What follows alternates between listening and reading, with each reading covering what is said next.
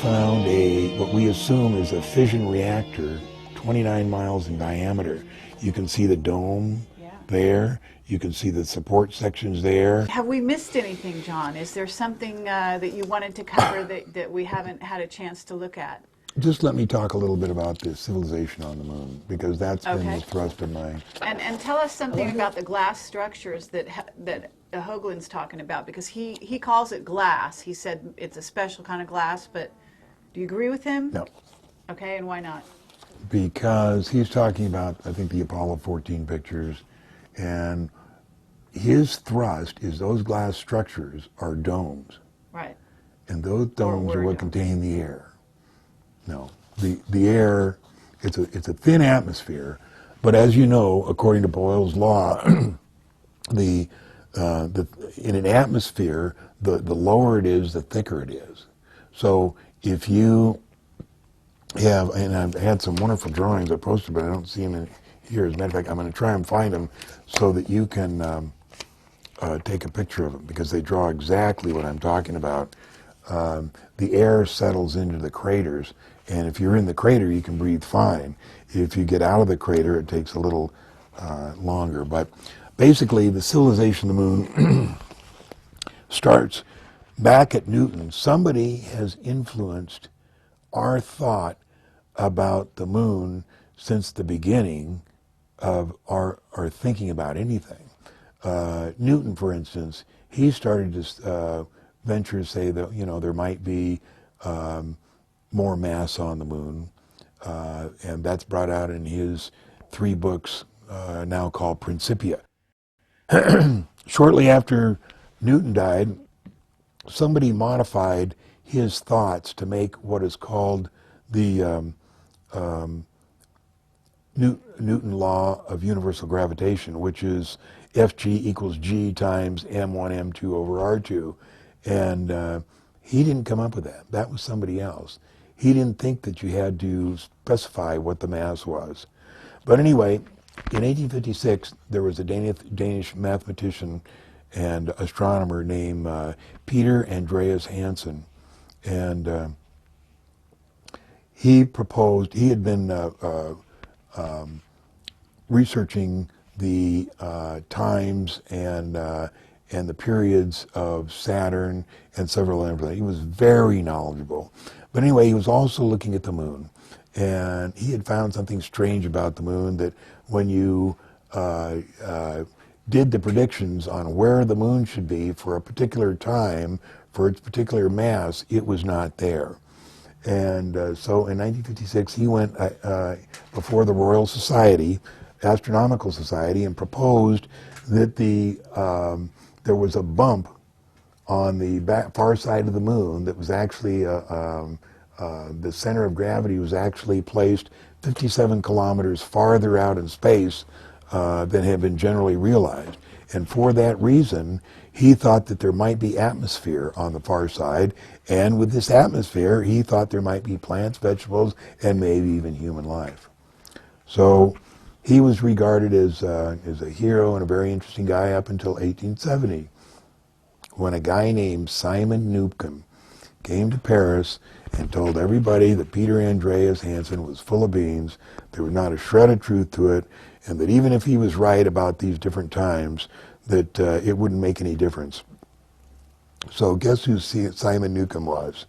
He was a Rear Admiral in the U.S. Navy and head of the U.S. Naval Observatory in Washington, D.C. So the reason people have trouble with an atmosphere on the moon is, to have an atmosphere, you have to have gravity. And people think that it's 1/6 gravity, and they've been sold that over the years.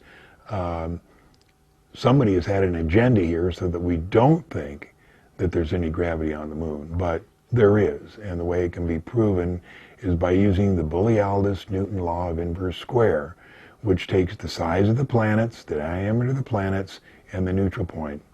The neutral point is that point between the Earth and the moon where the gravity of the Earth exactly meets the gravity of the moon.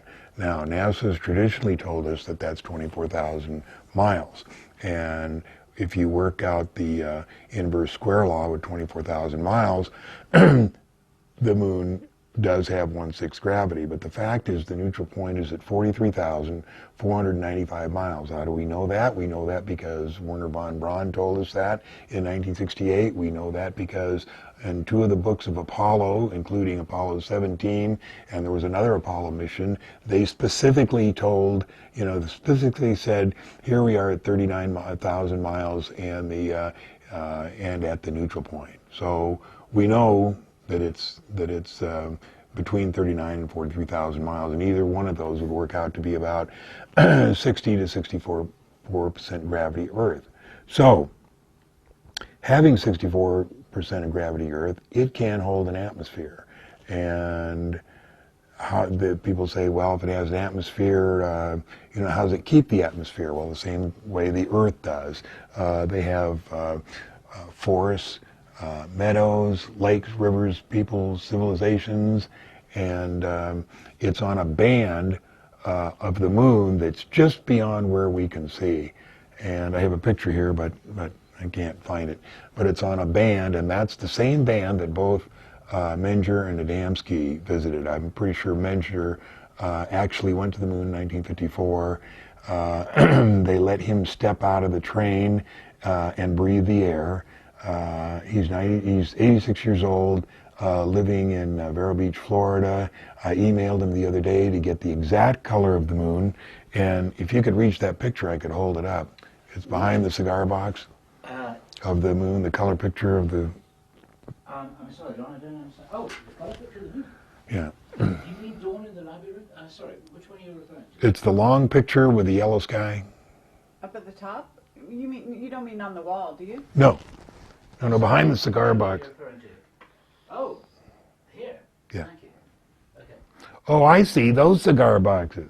I was looking at the... No, just hand me that photo right there. Yeah, I got you. Yeah, I've seen this before. Tell me what this is. Okay, this is the crater Copernicus, and this is the same photo that's up there, but all I did was put the exact color of the lunar sky. And how do I know that? Because I emailed Howard Menger in Florida, who took a trip there in 1954, and when he looked up into the sky, he said that's the exact color he saw. He describes it as a saffron color, and I sent a number of swatches with different color saffrons to him in Florida, and he marked the X on that particular color. And so I put that color behind the crater Copernicus, and that's the color of the sky. Why would it be that color? Why wouldn't it be... We think it's that color because although the atmosphere is not as dense as the Earth, it's higher, and the rays reflecting through the atmosphere will go more towards yellow. But what you get on high mountains on Earth, for example, is you just get a darker blue. I mean, I know that because I've been there. It would be a different composition of the atmosphere in order to create that colour effect, surely. It would contain different gases. Do you know anything about that? No. Okay.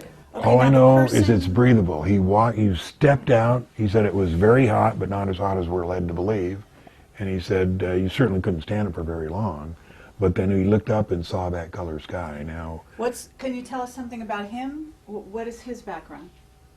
Howard was just a person living a normal life, and they came and, the moon people came and invited him to go up there. He wrote this book called Secrets of the Flying Saucers from Outer Space, One Man's Fantastic Revelations of Visitors from Other Worlds. He has a website. I've read this book several times, as you can see. Here I've highlighted exactly, he says what he did on the moon, where he was taken. There was a lot of other people. He said the place he went, one of the places was like the Valley of Fire in Nevada. He says, there we stopped long enough for our guide to open the door and permit us to stick our heads out for a brief moment, which was all one could take, for it was terribly hot outside, like a blast furnace. I was certain that no one could have lived outside very long and was glad to have shut the door. So is that maybe a basis for the domes as well? Because you can Right. regulate temperature. You can regulate. Yeah, I'm sure there's small domes. I don't think there's any like Hoagland is saying, though. Huge domes all over the place. Here he says, I looked up in the sky, it was a yellowish color. When looking, I had a queer impression that if I walked some distance, I would fall off since the horizon was so foreshortened. There was other groups with him, along with ordinary folk, scientists, geologists, electronic engineers, rocket experts, astronomers. And So this guy is, you say, in his 80s at this point? 86. He was 86 the other day. Have you met him in person? Not in person, only on email. But And so written to him. basically, there, as far as you're concerned, he has no reason to lie, right? No, because his story is the same as George Adamski's, Truman Bethayrum, the other, what the government labeled as contactees, which was their way of saying, yeah, well, you know, they're just contactees. And I think both of Adamski and Menger became very important sources for the government. When I first got into this, 20 years ago, and people would say, what do you, well, think flying saucers are real? And I'd say, yeah, but, that George Adamski stuff was all bullshit. It wasn't. It was all real. So was Howard Menger. So was Truman Bethayrum and Daniel Fry. All those people were telling, the exact truth. But the fact is, if you've been to Living Moon, you've seen the original government papers on who was involved in the anti-gravity project in 1952, and Lear Incorporated, my father's company, is listed right there. And there's a video floating around on the web that shows him at the blackboard teaching scientists at the Bonson Institute how a flying saucer flies. And this was probably 1954 or 1955. But the fact is, we had anti-gravity solved in 1957 or 1958, and we started building our own craft and went to the moon in 1962. And Mercury, Gemini, Apollo was just a cover for all that was really going on. And now, what do you say about all the NASA pictures, all the Apollo photos of the moon which do not show a saffron sky? What's going on? Yeah, it always shows pure black, and the reason is they couldn't show the real color. That's why all those photos are so fake. That's why there's no stars there. They didn't have much of a choice, They're trying to say that it's dark, that it's a vacuum. Well, first of all, it can't be a vacuum because Neil Armstrong says he could pick up the dust with his toe, and we all know that a vacuum, that the dust will settle into a crust, and you can't pick it up with your toe. And they couldn't show the sky because it was a saffron color, and that would lead everybody to believe there was atmosphere. So I'm not sure whether Apollo 11 went, and here's why.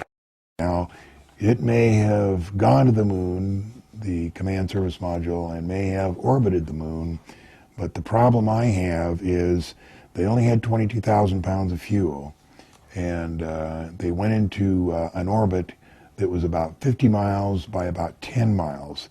This would be impossible with 64% gravity, but even if it was, from 10 miles they'd have to go down to the lunar surface, land, and then take off with 22,000 pounds of fuel. I don't think that happened. I don't think they could do it. That's not enough fuel to do that. Second of all, I have a group of friends that remote viewed Apollo 11, did it land, and they weren't able to see any kind of landing. All they were able to see was it was a CIA cover-up of somehow. The other one is Aldrin's comment, and I'd just like to read from Buzz Aldrin's book. All the astronauts had some Pardon? interesting things to say, didn't they? The what? Yeah. Here's what Aldrin says when he's asked, how did it really feel to be on the moon? And he bristles, quote, "For Christ's sake, I don't know. I just don't know. I have been frustrated since the day I left the moon by that question." Yeah, that's amazing. The fourth reason is the video of the light standard crashing. Now, the one small step for a man. Now, that's been alleged to have been a joke, but if it was, It was extremely well done and very expensive. My opinion is that it was real, that was during the filming, and I based that on little details like the ladder, like the shadows. Everything about that tape is real. I think that was a real outtake of One Small Step for a Man. Number 5, the G's required to orbit and deorbit. As you know, the lunar lander had no couches, had no seats, had no chairs. They stood up. They stood up and they had an armrest under here and one under here, and all they had is a little belt that came out from the side and wrapped around them. Now that's not even good for a seat belt. They're called pilot restraints. That's all they had. And you're telling me they came out of orbit at 50,000 feet and landed and then blasted off with an armrest? No, I don't think that happened. And the other is the different ladder in any picture of One Small Step for a Man and photos of the Apollo 11 taken after that show a much thinner ladder, one made of tubular, looks like aluminum, compared to the one in One Small Step that is at least that thick, and it's an L-shaped. So that's my take. Apollo 11, I don't think landed. The others, maybe, but I'm not sure. If they did, if any of them landed, it was with technology that used anti-grav. That's what we were told. We were told that they had help. Otherwise, they would not have been able to land. That was the only way they could have done it. And they wouldn't have been able to get through the Van Allen belts. Do you have any view about that? I believe that to be true. The only reason I hesitate is because Bob Lazar told me that there was nothing dangerous about the Van Allen belt. But what you say about the Van Allen belt, Sleeper is adamant about. He said nobody can get through that. He said that's a protective layer around the Earth so that we can't get out. The only way that we could get out was with help. We were told that too from the inside. And that's what Sleeper is very adamant about that. Very interesting. Okay. Now, I have to ask you about the standard rebuttal to the atmosphere issue, which was that when you're looking at the moon through a telescope and you see a star, it doesn't twinkle, it's just crystal clear, just like it's always there, and then it suddenly disappears. People who say that haven't done that. First of all, if you read V.A. Fursoff's book called A Strange World of the Moon, you'll see that there's many instances of occultation. But the fact is, occultation can only occur is if there is some sort of dust or kind of sediment in the atmosphere. Here on Earth, there's all kinds of problems up there. On the moon, it's clear, perfectly beautiful. Depending on the thickness, you may not see occultation. But if you want to read Strange World of the Moon by V.A. Fursoff, he lists at least 14 or 15 astronomers that have seen occultation. Okay. I want to check my understanding of the issue of the center of gravity of the moon being offset from the center of the moon. Have I understood that right? Correct. It's 57 kilometers further away from Earth than is normally thought. And of course, that's confirmed by Apollo, too. That doesn't sound like it's enough to make any difference to anything. That's a very small amount relative to the size of the moon, which is... Well, of course, we don't know what the moon's made of. We don't know how much, how much actual weight that would be. But the fact is that the moon does this, what do they call it, where it spins at the top? Yeah. But what's it called? Libration. Another spaceship moon mystery is its libration. Libration is the spaceship moon's wobble, and this wobble is theorized by mainstream science to be caused by tidal lock. Tidal lock is a nonsensical theory to account for unknown forces, like gravitons to account for gravity. Maybe the spaceship moon's libration or wobble is caused by the rotation of the moon about the location of the gravity V-wave generator, which is located further away from the Earth from the center of the spaceship's moon geocentric center. It's curious to note that one cycle of libration is equal to one period of rotation of the spaceship moon. Are you saying, therefore, that this is one of the causes for the gravity on the far side of the moon, if you're on the surface, to be greater than it is on this side, and so the atmosphere is on the other side of the moon? Or Peter Andreas Hansen felt that it was on the other side. But the fact is, if there was more gravity further, it would depend on the altitude whether the air was denser on the far side or the near side. What we don't know for sure is the altitude, the mean altitude. If we knew that, we would be able to tell where the denser atmosphere is. But in any case, the denser atmosphere is going to go to the lower portion. This is a picture of the moon, and this was taken by Lick Observatory. And in any picture of the moon you see, any picture, from way back when up until now, there's a very bright spot up here which is called Aristarchus. You ask NASA anything about it, they just say it's incredibly white, we don't know what's there or why it's like that. But in fact, last summer we had an astronomer over in England take a picture. If this shows it, we found what we assume is a fission reactor 29 miles in diameter. You can see the dome there, you can see the support sections there, and you can see the blue glow of radiation while the reactor is going. Absolutely. So this is a nuclear reactor on the moon. It's visible on this side of the moon, right? Correct. And we've always been told it's whited out on any photo you see. They just take a whiteout and they put it there. So but this in is fact, pretty it's a incredible. beautiful. Now, did you talk to Hoagland about that? I can't remember whether I did, but I know he would admit it. This is the Clementine photo. You see how it's been airbrushed? All it is, just lines there.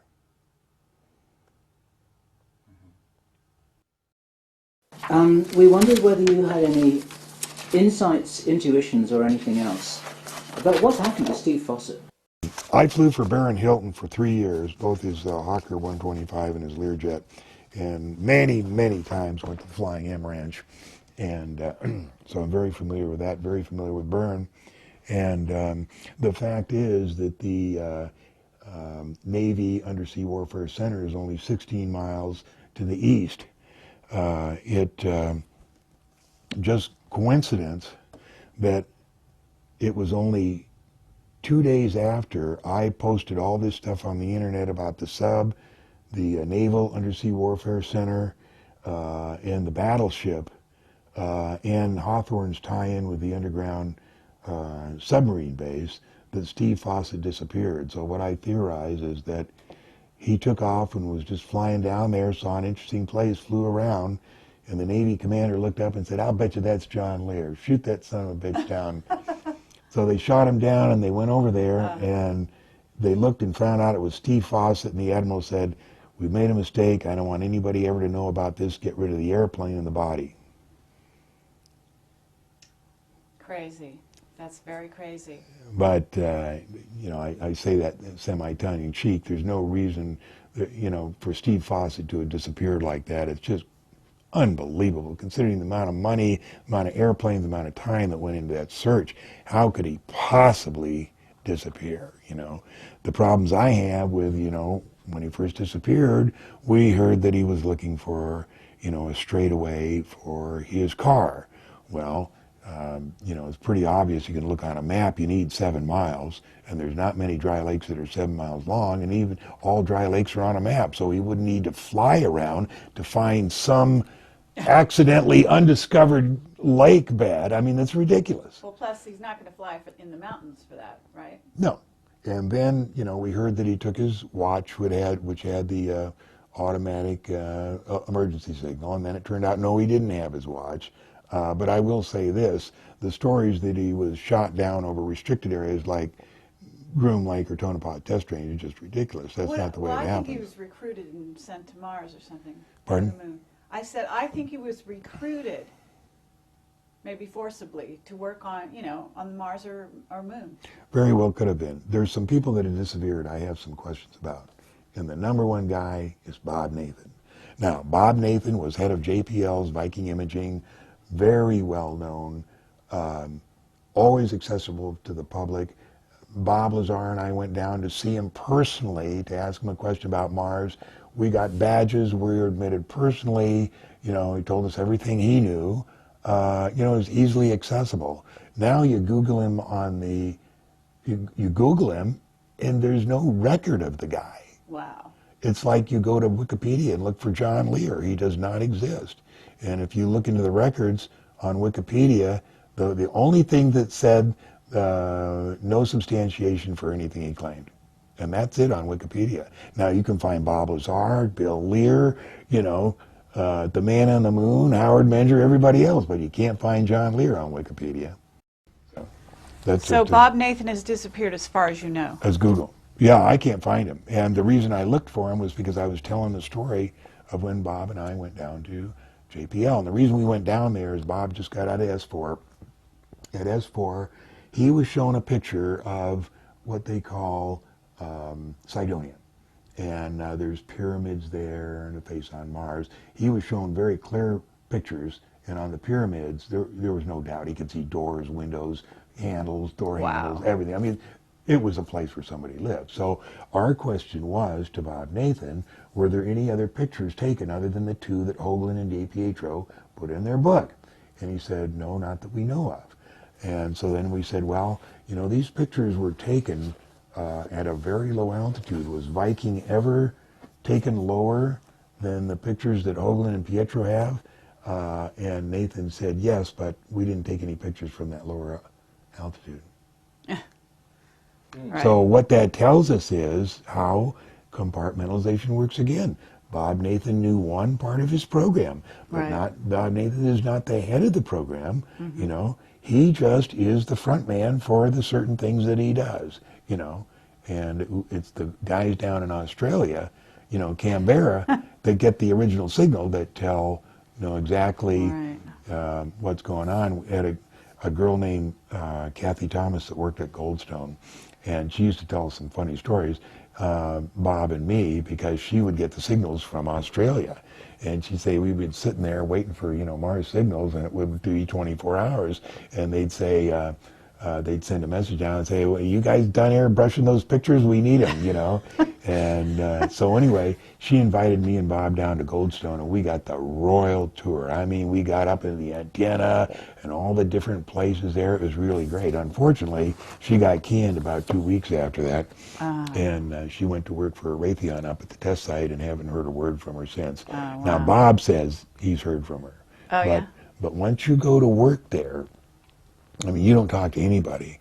For instance, if you go to work for Space Command in Colorado Springs, when you get hired, you're told to say goodbye to all your friends because you're going to have a whole new set of friends, and they don't want you to accidentally, you know, meet an old friend and say, hey, you know, you'll never guess what I'm doing now. You know, they're serious. They say say goodbye to your old buddies, because you are not going to see them again.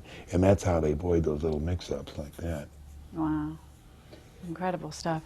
Are you saying that Bob Lazar was shown detailed pictures of Cydonia at S4 when he was working there? Yeah. He was shown the pictures of the Do you know pyramids. why he was shown those pictures? Part of his briefing. They told him, you know, the bases we had, the moon, the base we had on Mars. And what does he remember about what he was told about the Mars base? You know, its function and, you know, how big it is and who else is there? And nothing. I've told you everything he told me. So and all that was that he was shown the picture.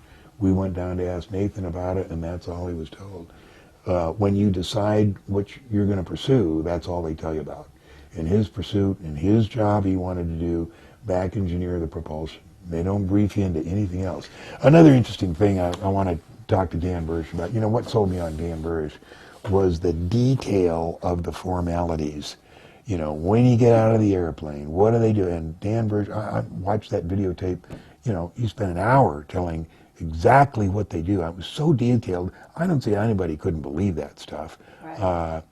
I mean, you just couldn't make that stuff up about being escorted here and the changing of the guard and all that stuff. But one of the things he said, he was weighed, they're weighed in and out, and very carefully, And what I want to tell him is the reason that, that just came in a couple of years ago is because that started with Bob Lazar.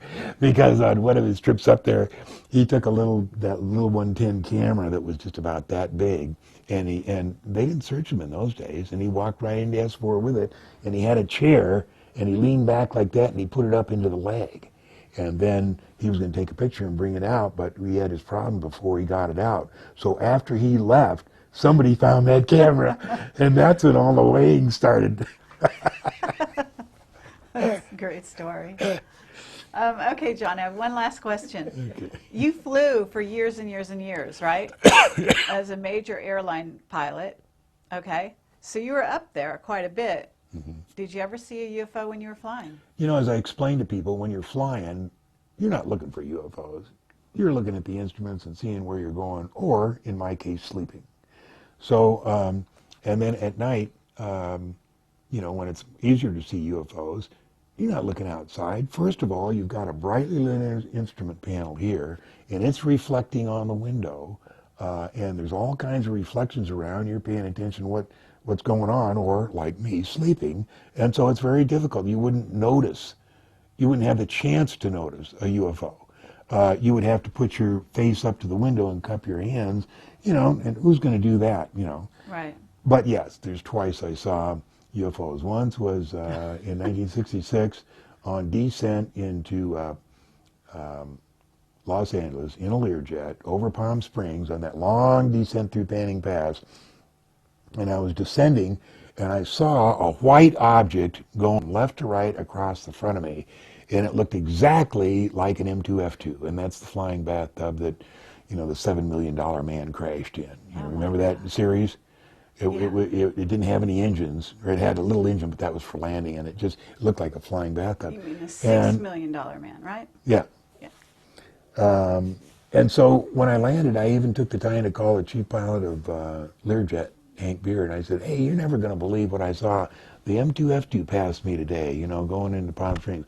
Only years later did I realize how ridiculous that was, that an M2F2 would be flying across the main approach ramp to Los Angeles International Airport. They only flew that thing way out in the desert. So, obviously that was something. Okay, so twice. So that's one. One, and then in Lockheed L-1011, here just before I retired, with Kitty Hawk International going westbound over the Midwest. No, it was just like south of Chicago. I was looking south, and of course the guys I flew with, no one was interested in UFOs. They didn't want to know about it. They didn't want me to point out any UFOs. So I didn't even bothered looking, Besides, I'm usually asleep anyway. But it just happened that I was woken up here this time, and it was very, very dark and very quiet. And I saw this thing come like this and go, just way out in outer space. I said, wow, that was really something. And then I saw another one. Bam, out that. I said, boy, that's really something. I ought to tell these guys, but as soon as I do, there's not going to be another one, and I'm going to look like an idiot. So then here comes the third one. Boom, like that. And I said, well, I'm going to try it. And I said, hey, guys, I want you to look at something over here. And they both came over there, and a fifth one came. And it went, boom, like that. And both of them sat down. Boy, I never saw anything like that. So that was the second time. And it was really great because they both got to see That's it. amazing. There was no denying it. Wow. I mean, they were both That's in a state of fabulous. shock. And, it was definitely a UFO, whether, it was too small to see what was So what flying. year was that? Do you remember? Would have been 98, 97, Really? 98. Yeah. Not that long ago. So I'm sure that must have been our stuff.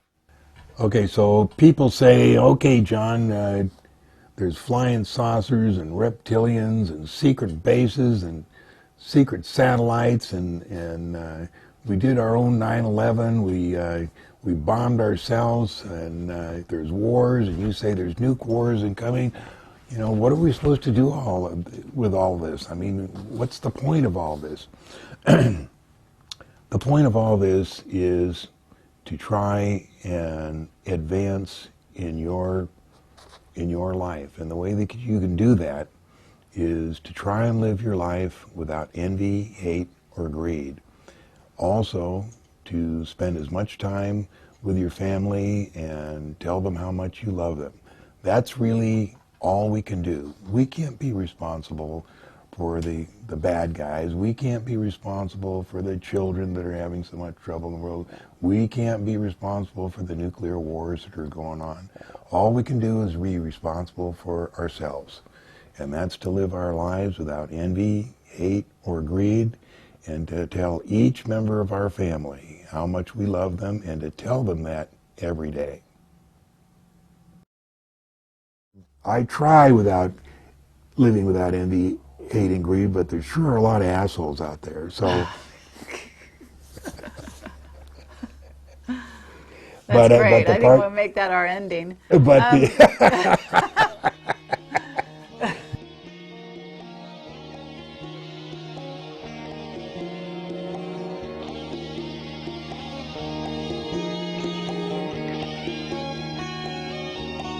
what are you worried about? He's worried about losing. I'm just worried about information losing on good camera. stuff when we're not Oh, on okay. camera. Because you're not wired up to the mic, it's lost forever, then we think that we've got it, but actually it was over lunch. We have to control the environment here. But have you- That's why. That's exactly right. That's why I thought that I thought if we we were talking answer about John's that on questions. camera. Well, no, I Yeah, thought. yeah. I mean, it's so easy to forget. You know, it's like I know. shit. You know, this is something you told us over a coffee break. What? He says you blew her off a couple of years ago at your front door. She came to talk to you, and you told her to, take a hike. I said, unbelievable. So I called up Angela, and it just happened that a couple weeks later she was running a full week course. The reason I wanted to take remote viewing was because I'm not the least bit psychic. I don't know when my wife's mad. I don't know when the doorbell's going to ring. I don't know when the telephone's going to ring. And I wanted to find out if I could remote view. And the answer was positively, absolutely. I was shocked at the stuff I could do. Wonderful. And one of the things we did is each day one guy got to send the other to task the others. Ah. And I tasked him Venus. And I did no front loading, which means I'm giving advance information. I've taken on I remote viewing. said nothing.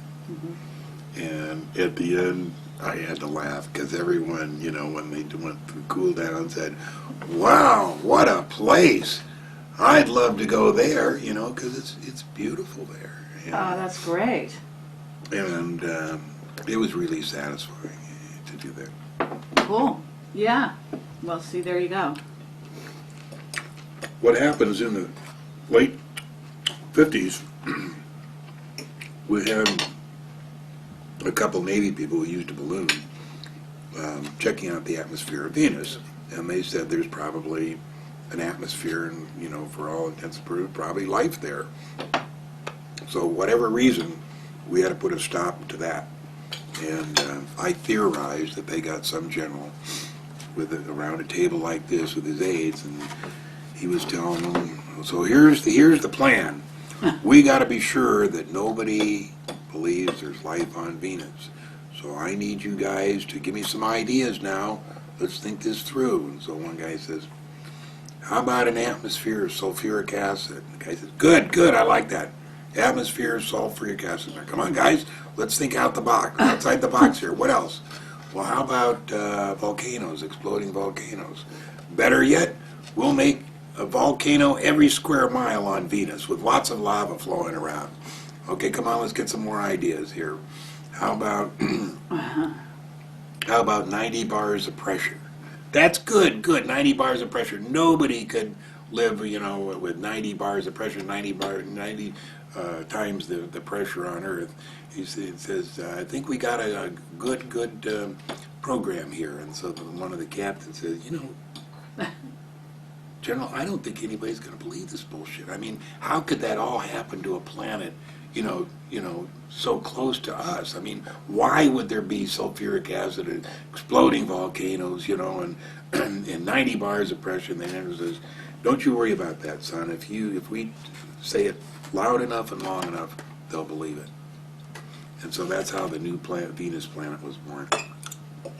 Incredible. Well, I mean, that's actually a believable scenario, what you just laid out.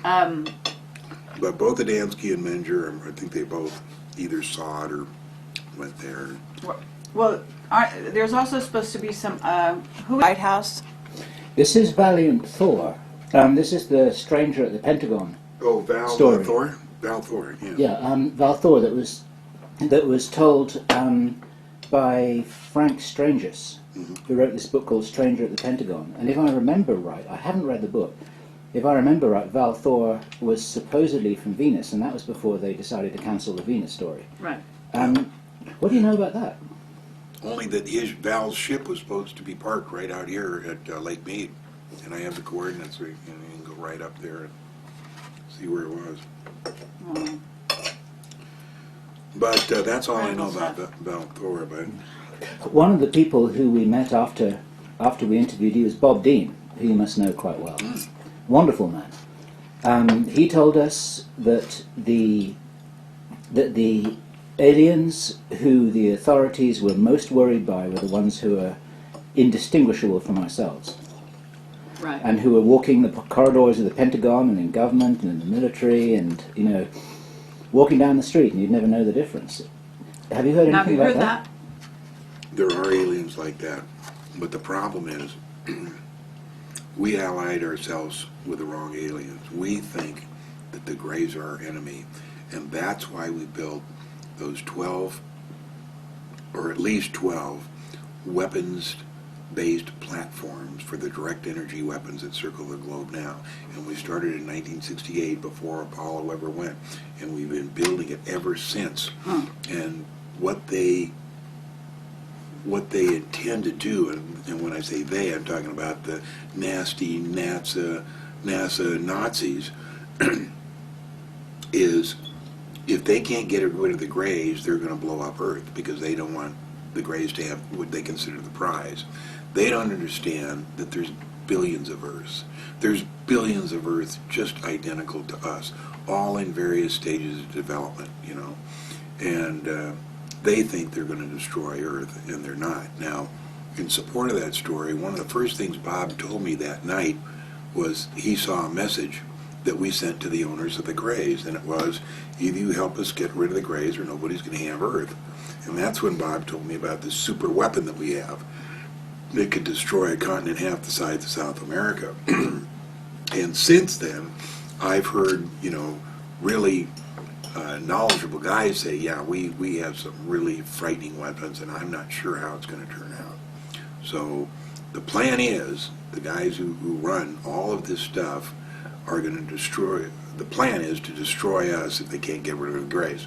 Of course, they're not going to get rid of the Greys. The Greys are all over the friggin' place. Right.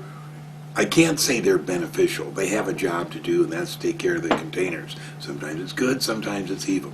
But that's their job, and there's nobody going to interfere with that. So they will almost certainly protect us from any kind of disaster that's going to come along. But meanwhile, the nasty... Okay, well, what about the reptilians? They're a separate deal, I'm sure. They have their own civilization. They're probably underground. Well, I mean, you certainly know that there's more than one kind of gray, right? Yeah, there's plenty of them. And there's plenty of different types of reptilians. And Ron Schmidt and I are talking with a guy, really a knowledgeable scientist. A guy that, would sit down and be comfortable about talking with anything. And he told us his first encounter with a reptilian. And it was so believable. He's working across the lab, and he just looks over this guy and asks him a question. And he says, the second eyelid went down for a second,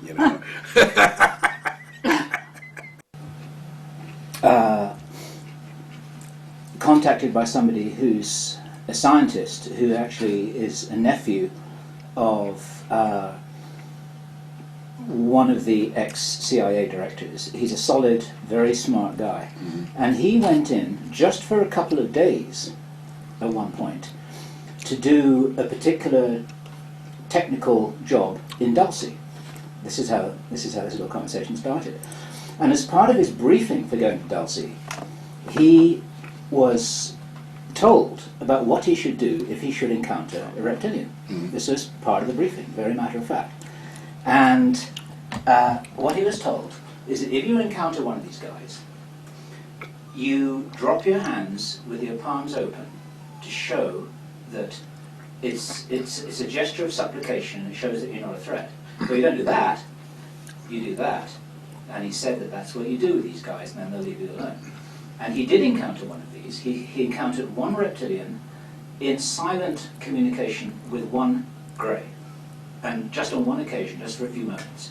And he did what he was told, you know. And he said that this large creature was awesome and arrogant and cold, and looked like it could just, you know, kill you with a single blow. And you know, you just back away slow, and everything was cool, and everything was cool. And he told us this in a very matter-of-fact way.